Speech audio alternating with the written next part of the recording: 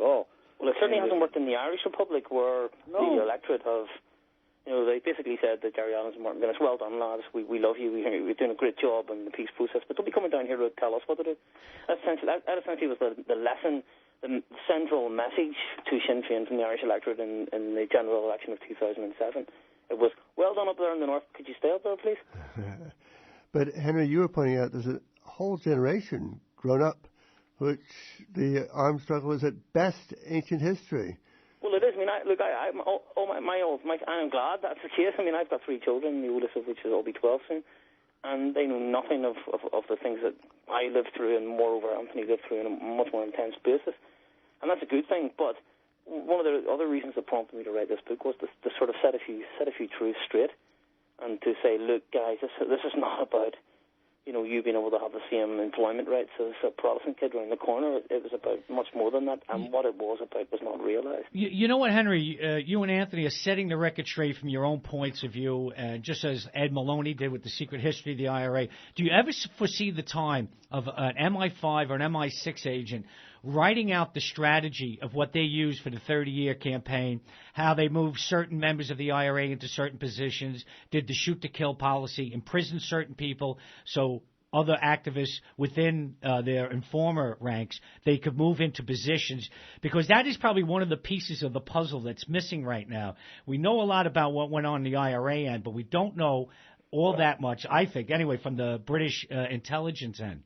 I don't know if you've spoken to a man called Martin Ingram, a former member of the Force Research. Yeah, we had it. We had him on a few times. He said a lot of interesting things to me off the record, and stuff I have on tape, which validate that view that there was a clear strategy to promote the peace party within the Republican movement, and to discredit those who would stand in the way of that strategy. I would make a fascinating perspective, but here your question in many ways answers a bigger. Your question is an answer to a bigger question. Will there be a Truth and Reconciliation Commission? Your question, I think, the upshot of it is no, because I don't think the British want that kind of stuff to tumble out of the cupboard, so to speak. I think there's a real reluctance to do that, because I think it would compromise an awful lot of people in political positions today. Henry, I think one thing that unites everybody across the political spectrum, from the British to the Republicans to the nobody wants a Truth and Reconciliation Commission, but nobody wants the truth. Quite, exactly. Because everyone's compromised. I mean, it's like the collusion question. I make the point. I don't believe collusion was unidimensional, i.e., the Brits running loyalist agents alone. They were running loyalist agents. There's no question of that, and I've come across so many cases of it. But, there were people being allowed to commit crimes, if you want to call them crimes, or commit acts of violence, whatever terminology you want to use, in Republican organizations who were also state British agents as well. And you have to ask why that was the case.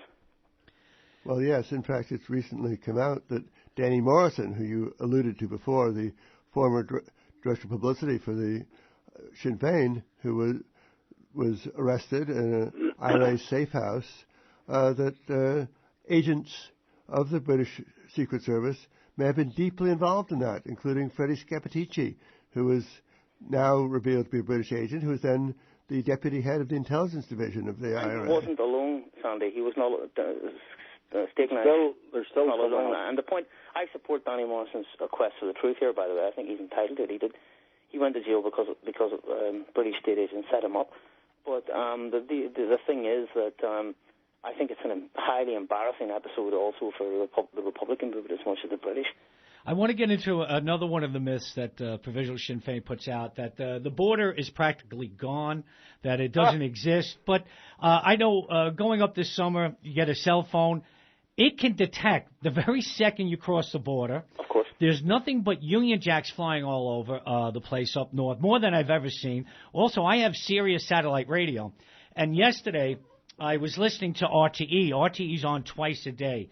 And they were discussing the budget and about how the shoppers along the border are they're not patriotic, because they're shopping at Tesco in Enniskillen and Derry and going back and forth. I couldn't believe the conversation. Now, they recognize there's a border, but they were saying that the shoppers of Monaghan, Donegal, and Louth are unpatriotic because you're going up into the 6 counties, another country, a different statelet, different currency, different cell phones. And yet you'll have Sinn Fein saying, well, we have this cross-border thing. It's practically gone.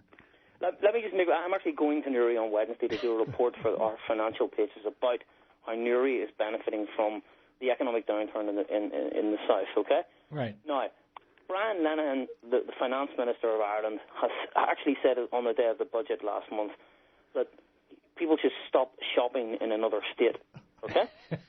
Now, that to me was fundamentally important because he is recognising, at least he's honest about it, he's saying there's another state on this island, the state of Northern Ireland. Right.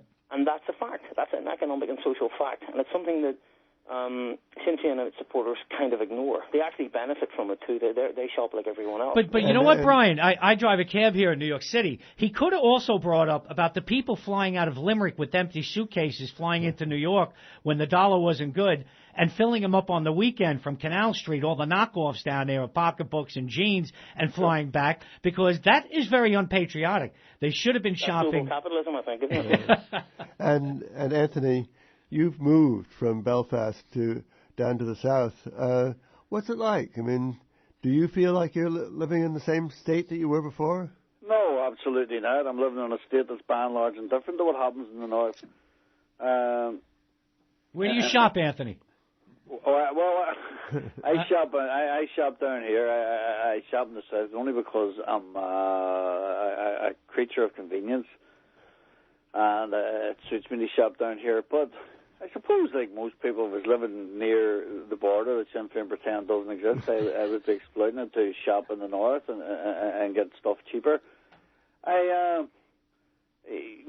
There's a completely different attitude. And, at my stage in life, I'm now in my early 50s, and it was the only chance I was ever going to have to live under a government that at least, whether you like it or not, you could at least say it was Irish rather than British. Well, at least you could say, Anthony, you were living in a society where you wouldn't be locked up for your views, or you wouldn't have pickets outside your door. Well, that's true. The next door neighbour doesn't come out and hound me because I mightn't like Jerry Adams, or I might have a certain brand of politics. And I might oppose Mr. Adams' politics. He's not out holding his nose and saying, I will not talk to you. Which happened to you, Anthony, that happened to you, actually, when you were living in Belfast, and much more than that. I mean... Oh, yes, I was hassled. I mean, absolutely hassled, picketed, ostracized, generally given a hard time by them, simply because I foreseen what was coming and I had the audacity to tell them it. And now everything that they denied would happen, I predicted would happen. Including decommissioning. Can I point out that Anthony was the first person I know in public life, in letters, in writing, who said there would be decommissioning. In fact, he was, at the time, I was trying to overcome my skepticism about what he was saying, but he was right. I remember people in the mainstream media, people in the BBC, for instance, literally laughing at his assertion that there'd be decommissioning. Well, he was right in the end. And Henry, when you go to cover the financial crisis or what's going on in Newry, along the border areas in Donegal, particularly where people go for petrol or gas, I mean, it's complete devastation depending on which way the economic downturn goes. There's no petrol stations in the north near the border. That's changed last week. That's changing. There's been another 360-degree turn. Petrol has fallen in the north, and now the stations are reopening again. But I would point out that, for instance, a town like Letterkenny is complaining that everybody in Letterkenny is going to Derry to shop, and they're shopping, by the way, in British multiple retail stores, like Tesco's and Asda and whatnot, So the border still exists. It still has an economic impact. I mean, you talk to people who live, I have relatives in Donegal, you talk to them and they'll say the northerners, when they come over for their holiday homes at the weekends, they stock up in British department stores and like Tesco's and Asda, and they get all their wine and their food in before they cross the border, and they don't spend a penny in Donegal. So there's that kind of partitionist resentment that exists,